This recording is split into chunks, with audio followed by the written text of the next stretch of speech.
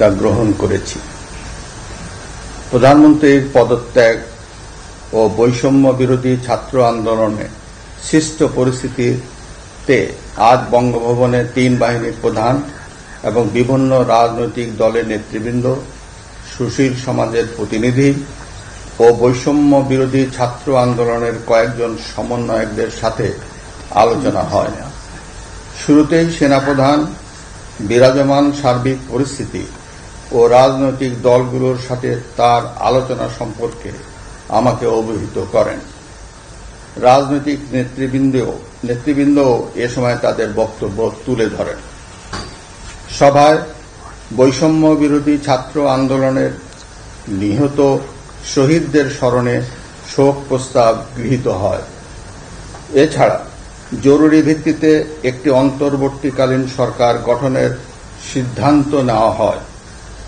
সকল দল ও অংশীজনদের সাথে আলোচনা করে গঠিত অন্তর্বর্তীকালীন সরকার যত দ্রুত সম্ভব নির্বাচনের ব্যবস্থা করবে। বৈষম্য বিরোধী ছাত্র আন্দোলন ও বিভিন্ন মিথ্যা মামলায় আটক সহ সকল বন্দীদের মুক্তি দেওয়া হবে।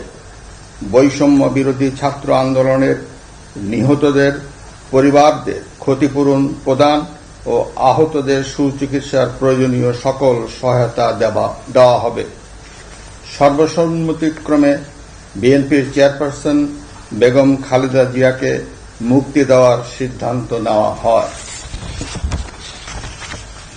প্রিয় দেশবাসী, আমি দেশের আইন শৃঙ্খলা পরিস্থিতি স্বাভাবিক করতে এবং লুপ্তরাজ ও ধ্বংসাত্মক কর্মকাণ্ড বন্ধ করতে রাজনৈতিক দলগুলোর প্রতি আহ্বান জানাচ্ছি।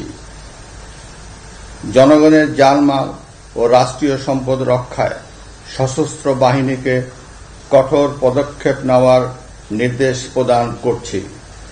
সাম্প্রদায়িক সম্প্রীতি ও সংখ্যালঘুদের নিরাপত্তা নিশ্চিত করতে এবং সরকারি সম্পত্তি রক্ষায় সকলকে এগিয়ে আসার আহ্বান জানাচ্ছি।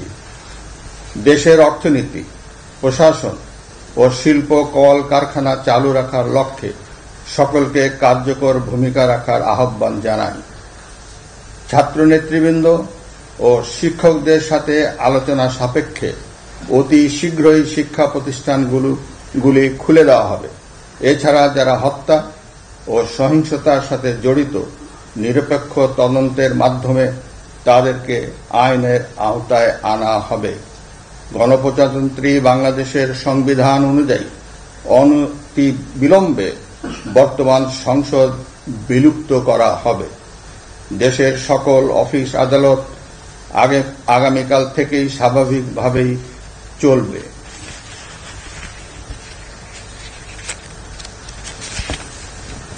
প্রিয় দেশবাসী, আসুন আমরা দেশকে বাঁচাতে একযোগে কাজ করি। পারস্পরিক হিংসা বিদ্বেষ ভুলে ও প্রতিহিংসার ঊর্ধ্বে উঠে দেশকে এগিয়ে নিতে নিজ নিজ অবস্থান থেকে ভূমিকা রাখার জন্য আমি বিনয়ের সাথে আপনাদের প্রতি অনুরোধ করছি। একটি সুন্দর ও সোনালী ভবিষ্যতের প্রত্যাশায় আমরা এগিয়ে যাব ইনশাআল্লাহ। মহান আল্লাহ আমাদের সহায় হন। খোদা হাফেজ। বাংলাদেশ চিরজীবী হোক।